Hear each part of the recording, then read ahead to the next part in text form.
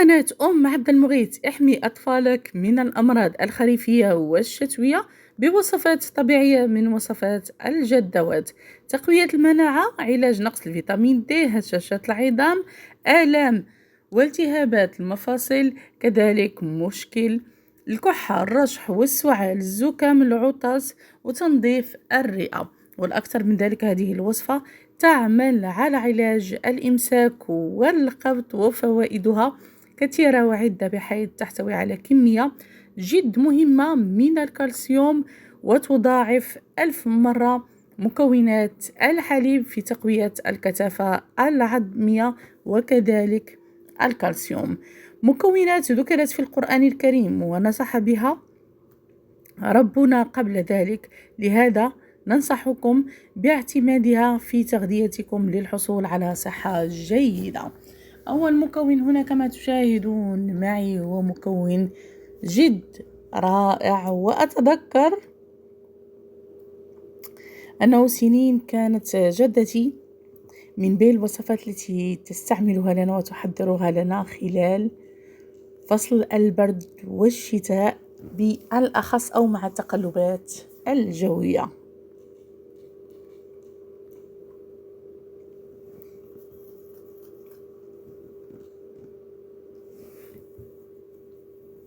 هنا عندنا مكون يعمل على تحسين عملية الهضم وحماية الأعصاب والعضلات، إضافة إلى أنه مصدر جيد للحديد.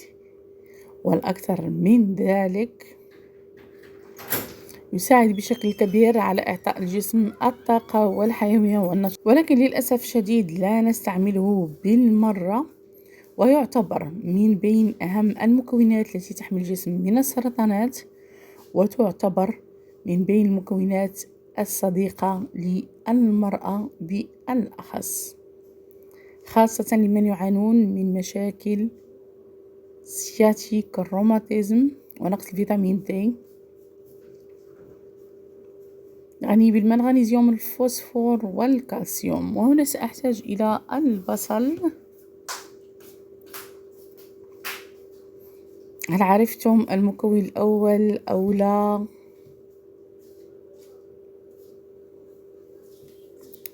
أقول لكم شهرزاد عندي هذا تنموطي.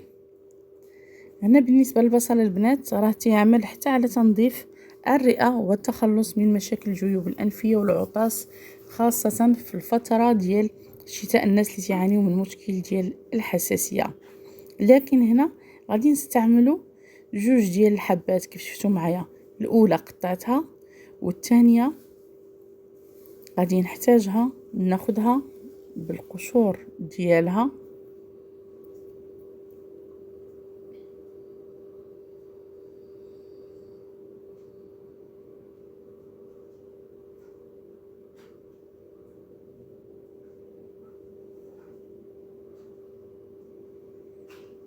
من الأفضل يكون البصل الأحمر الآخر،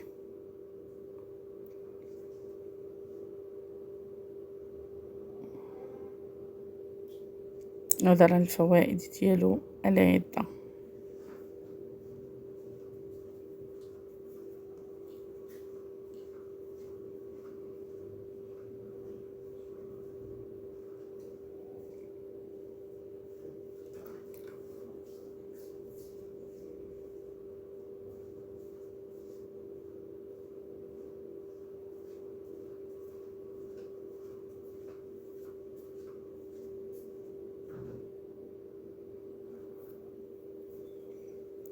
بالنسبة للبصلة الثانية، نقوم بالاحتفاظ بها، والأولى التي قمنا بتقسيمها نضعها في مقلاة كما تشاهدون معي. أضيف عليها زيت الزيتون،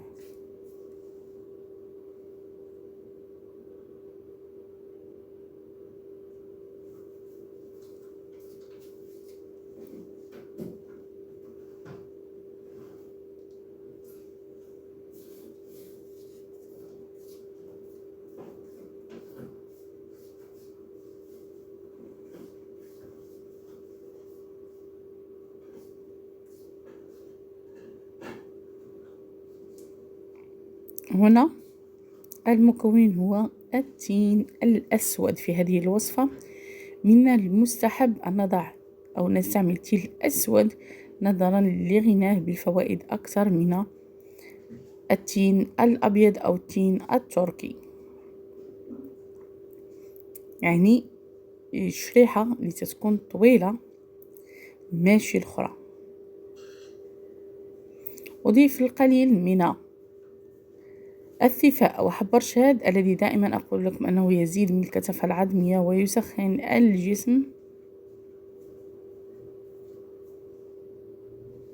رأس ملعقة فقط، لأن يعتبر من بين الأعشاب التي تعمل على رفع ضغط الدم في حالة إذا أكثرنا منه.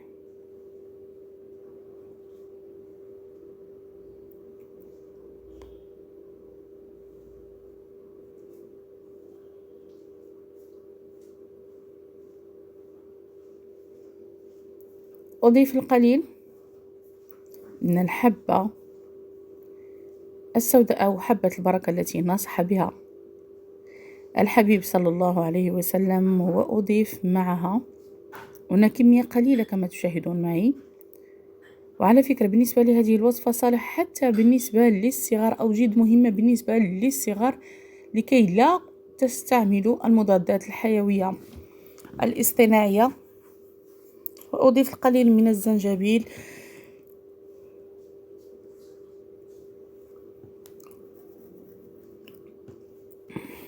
أو سكينجبير اللي تكون بودرة ماشي طري.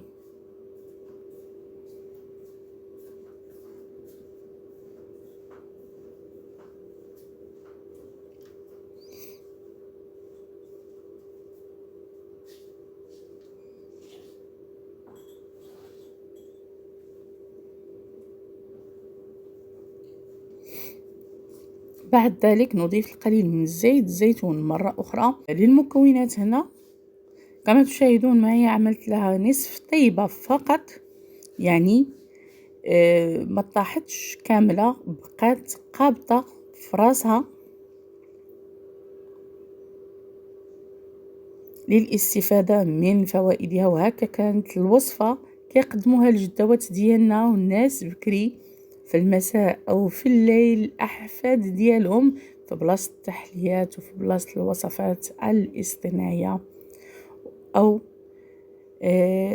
كعلاج فعال للحماية والوقاية من نزلات البرد، الكحة، الرشح، السعال، وكذلك الحساسية، وتتنفع حتى للضيق التنفس والربو والألم اللي تيكون عند بزاف الناس. أما بالنسبة للبصلة الثانية اللي بقات بالقشرة ديالها كناخدوها كنديروها في كأس من الماء وكنديروا واحد الفيطة وكنشمو هذاك البخار في حالة إلا كان عندكم جيوب الأنفية بالصحة والراحة. ما تنساوش من كاسكم